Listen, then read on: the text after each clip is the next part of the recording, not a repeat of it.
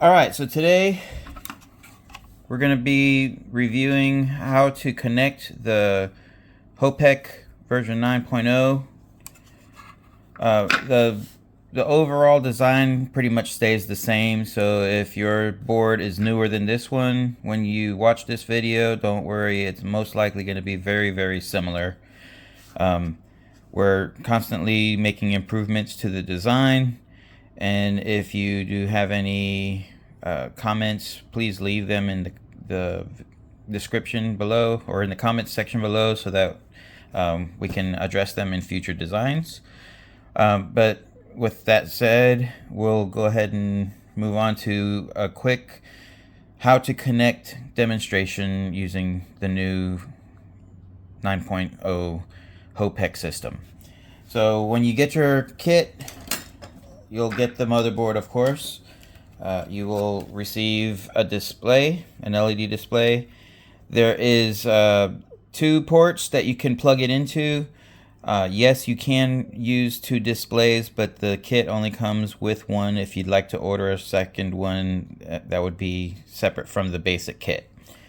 But you could use either one of these ports, so I'll just use this one for now.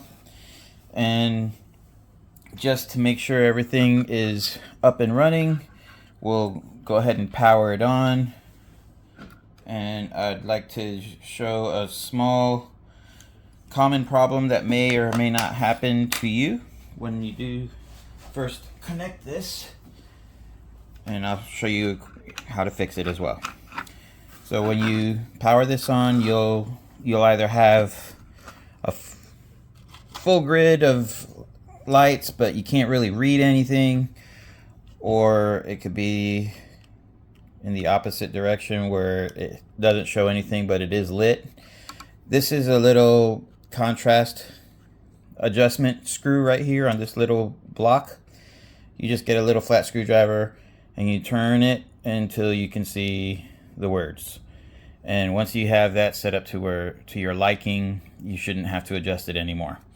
That's the first problem that some people have run into, thinking that it's not working, but it's literally you just got to adjust the display. So if you have that problem, there you go.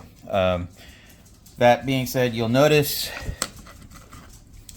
the display will tell you everything you need to know about the status of the system. If it detects an elevator, you'll see a little representation of the elevator on here. If the top floor or the bottom floor backup sensors are not activated, you'll see these X's. If the emergency stop button is not in the ready to run mode, you'll see an X as well. And you're seeing X's here because we have not connected anything to our interface. So let's go ahead and get our interfaces set up. We don't want to do this with the power on, just because we don't want to fry our chip by accidentally shorting something. So let's disconnect power. Okay, this is a button interface board. You may have this one, or you may have the older model. The difference is in size. This one can actually fit inside of a standard wall outlet box, and the reason for the hole is so that you can keep the network cables. Let's say you have your network cable plugged into it. This represents the wall that you're going to be installing your buttons, and this is inside of the wall. That way you don't have to pinch your wires folding it over to fit it inside of the box. You can simply run this outside of the back of the box. Your wires will come through here, and you can attach it to your button faceplate, which is not included. We recommend using a dual gang box so that you can fit both of the LED buttons and the emergency stop all in one convenient little cover, and it'll fit in a standard wall box, dual gang. So we'll go ahead and get these set up. Now your buttons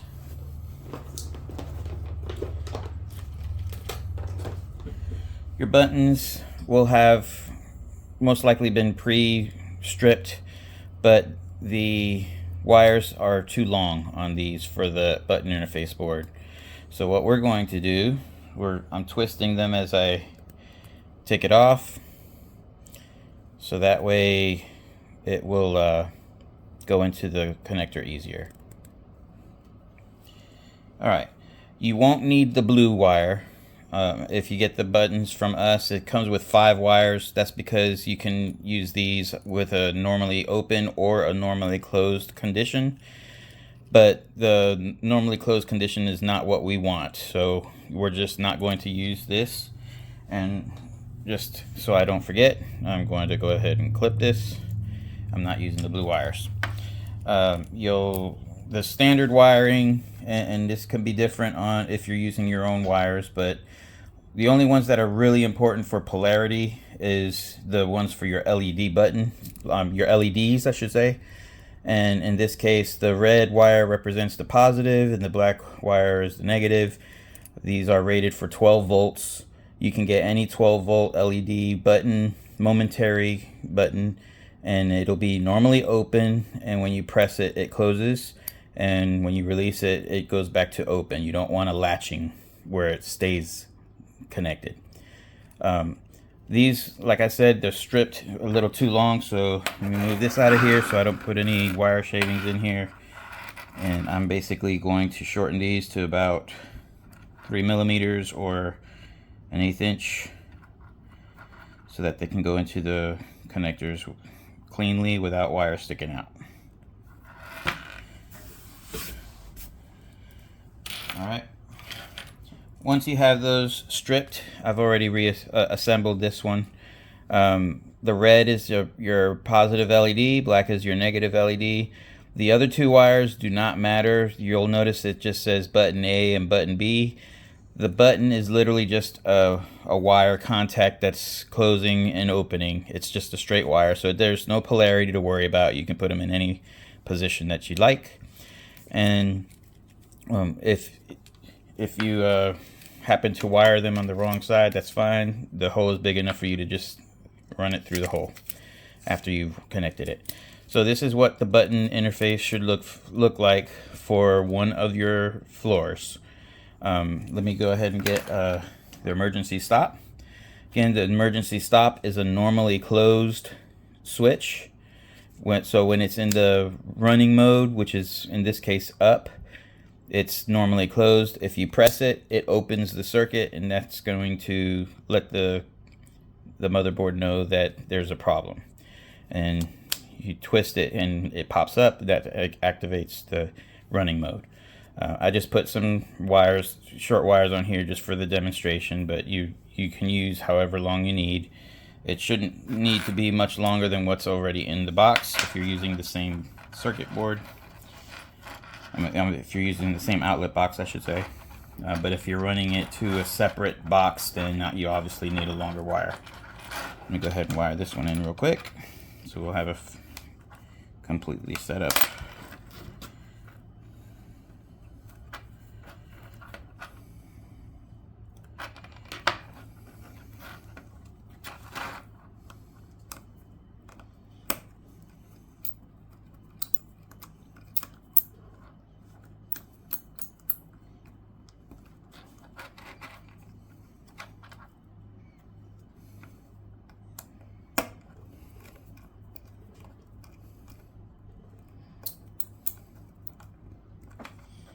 Alright, so now we have our up button, our down button, and an emergency stop. That completes the setup for this interface board. Next, you'll want to get your limit sensors set. Now you may have this older model, but they all work the same as the newer model, which looks like this. And again, the only difference is the newer model is smaller. It's all the same components. It's just a smaller form factor, so you could fit it inside a standard outlet box. In this case, you'll have 2 types of Hall effect sensors that come with your kit. And the only way to tell the difference is by reading the model number. In this case, it's a 5002C. NJK 5002C. The C is for the regular floor. The ones that have the 5002D as in David, those are for the backup sensors. The backup sensors in theory should never be activated. The only time they will be activated is if the elevator, for some reason, let's say you're on the top floor, it goes past the top floor sensor. The backup sensor should catch it and let the system know that there's a problem and stop everything from moving until you get the problem resolved. It could be a broken wire or whatever the case, but the whole purpose of the backup sensors is strictly for that, as a backup in case something fails on the regular sensor. Each of these sensors have 3 wires on them, and if you look on here, it should tell you what colors are what. So the brown wire is your positive, the blue wire is your negative, and the black wire is your sensor. So again, these are really long. I'm going to cut them to fit inside of the sensors. Inside of the terminal blocks, I'm sorry. Brown is the 5 volts. So this one, of course, is the 5002D as in David. So that means it's going to be one of the backup sensors. It could be either the backup sensor for the top floor or the backup sensor for the bottom floor. There's only going to be 2 in your system. The brown is your positive 5 volts.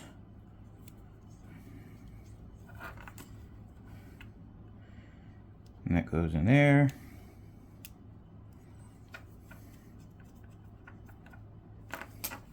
Check your wire, make sure it connects good. Your blue is your ground. Let me make sure I'm reading that right. Yeah, blue is the ground.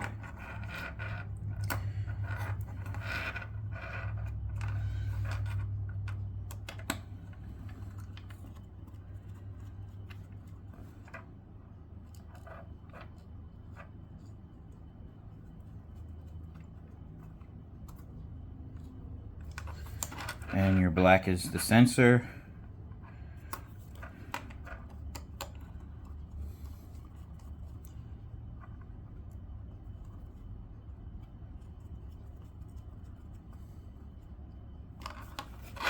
Alright, so one sensor down. This will be the one for the floors. You can have a top floor, you can have a bottom floor, and there is an optional middle floor. If you decide you want to use the middle floor, it will require one additional sensor and one additional button interface board. And you'll need an extra LED button for the top floor, the middle floor, and the bottom floor. And if you're using one on the actual elevator, you'll need another set of 3 buttons for that as well. The way these work is from any floor, you have your options for the floors. Well, let's say this one's the top. You can press your top button, and it'll send the elevator to the top. If you press the bottom button, it'll send the elevator to the bottom. And you can do this from any of your floors. So let's say your elevator's on the top floor and you're on the bottom floor, you simply press down and it'll send the elevator down to the first floor. Just so you know how that operates.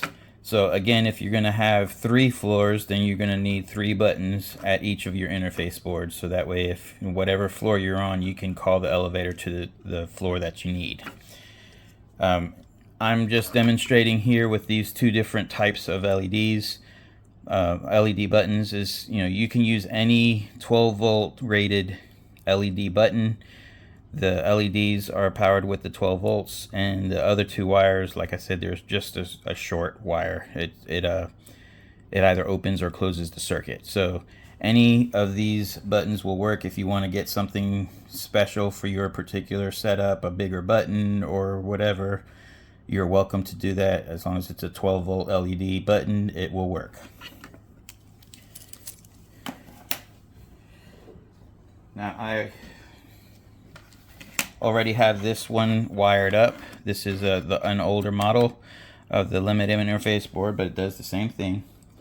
And what I did in this for my test setup is I just got some aluminum angle iron, and I drilled a hole for each of the sensors.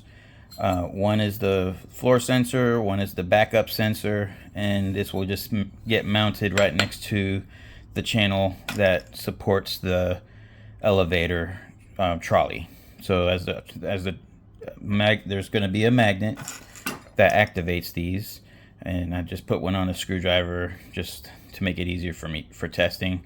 But if this magnet is within a 1/4 inch of the sensor, it will activate it. So there's no moving parts to worry about wearing out. As long as the magnet hovers in front of this consistently, whenever it gets to that floor, it should stop it exactly in the same position every time.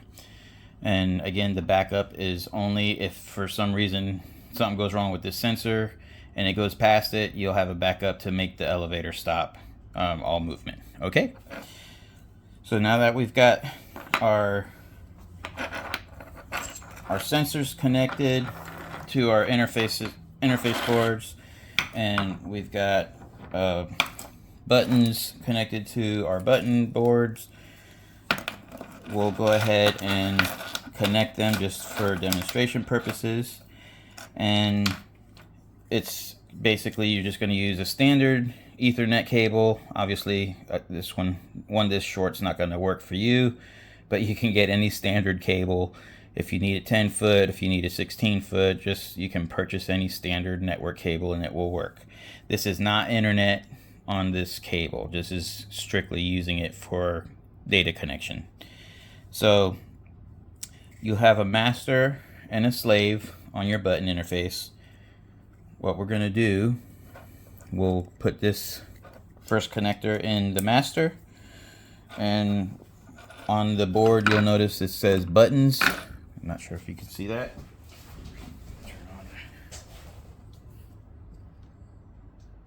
I meant to turn that on before I started this video. Sorry about that. You'll notice on here it says buttons, so that's the one you connect your buttons to. And just so you can understand how these button interface boards and the limit interface boards work, I'm going to connect it in a daisy chain circuit, which means it's going from one to the other. And so you go from the main board to the master of one of the buttons interface boards. It does not matter which one, top floor, bottom floor, middle floor, however you want to wire it. Then you're going to go from the slave of that board to the master of the next board. And you'll notice that this board is the last one in the circuit. That's what this little button needs to be set for. So since this is the last board in the circuit, we're going to turn this button on. All of the other ones need to be in the off position, because that's going to tell it it's the end of the line. If you have this in the on position, it's going to ignore anything past it. So you can wire as many of these in series as you need, but it's the daisy chain or series circuit is what you're looking at. There's no buttons on this, but that doesn't matter. It's still going to transfer the signal no matter which board you press. So we'll have the buttons on this board just for testing purposes.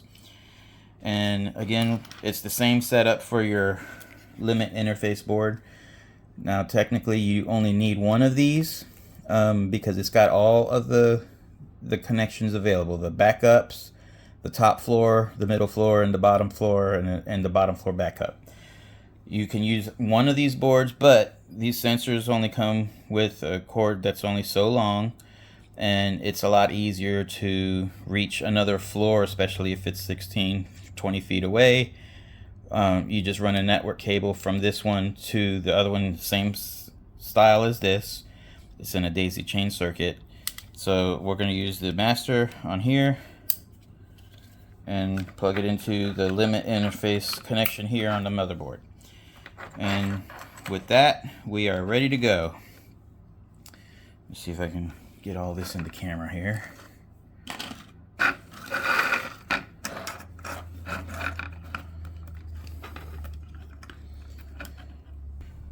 Okay, let's go ahead and plug her up. And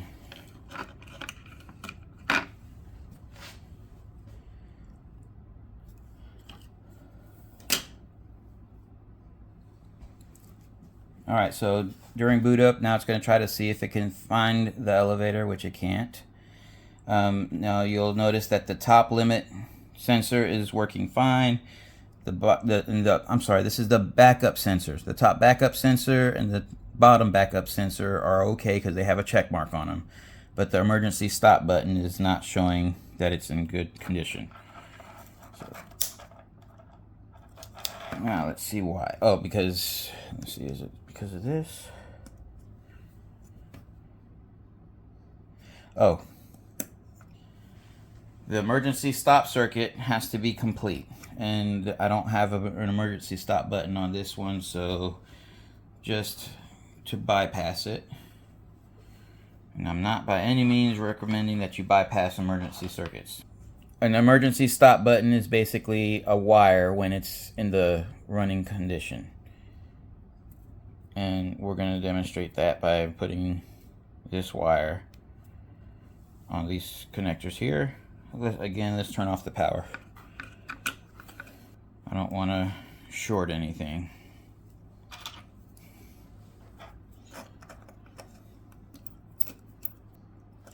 Okay, so the emergency circuit is a series circuit. So if it's not a continuous connection all the way through your daisy chain, it will not work. It will not allow the system to start. Now that we have that closed, so this represents a closed emergency button. This one is in the closed position, which means it's in the running position. So now it's looking for the elevator. It doesn't detect it. But you'll see we have 3 check marks, and once you have 3 check marks, then the bypassed relays will activate. You should hear them click. What that means is it's going to switch it from your pendant operation, which would, the pendant that comes with your elevator will be connected here. These 4 connections will connect to your hoist. And then this is a representation of your pendant connections, except this controller is going to be pressing the up button and the down button for you. So however it's wired inside of your pendant, you're going to replicate that. You have 4 wires coming in into your pendant, and then you'll have a double pole, double throw switch. Most cases, this one, and this one are jumpered together with the blue wire or the green wire.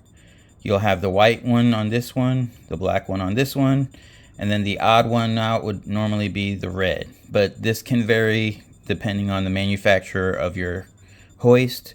So what you'll want to do is open up your pendant and make sure that you wire this the same way that your pendant is wired. And once you have that set, the elevator controller should take care of everything for you. We'll do a troubleshooting video later on to show if it's going the wrong direction. For example, if you press up and it's going down, then you'll basically be swapping these 2 wires.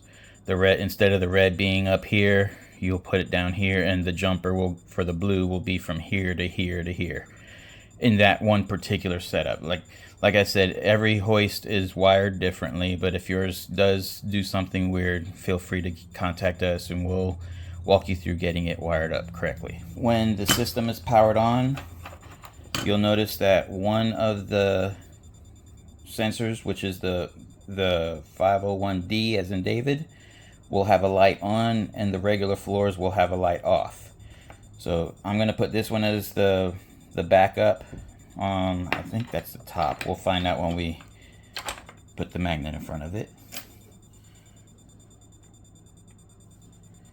These only work with one side of your magnet.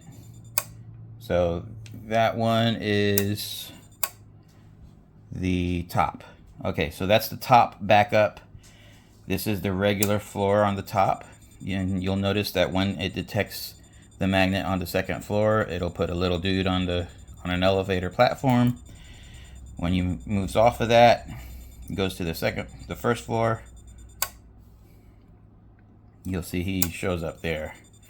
And then if your elevator happens to go past, it again will activate the backup sensor, letting you know that there's a problem that it passed the regular floor sensor. Okay.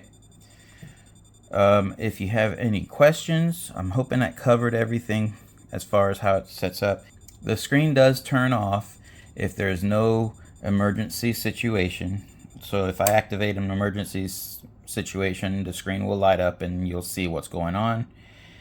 But if it's simply regular operation and it's on the bottom floor, there's no problems. After a few seconds, the screen will turn off just to conserve energy. All right. If you have any other questions, feel free to give us a call or leave a comment in the comments below. If you'd like to get notified whenever we put out a new video, please subscribe. If you liked this video and found it helpful, please like. Catch you on the next one.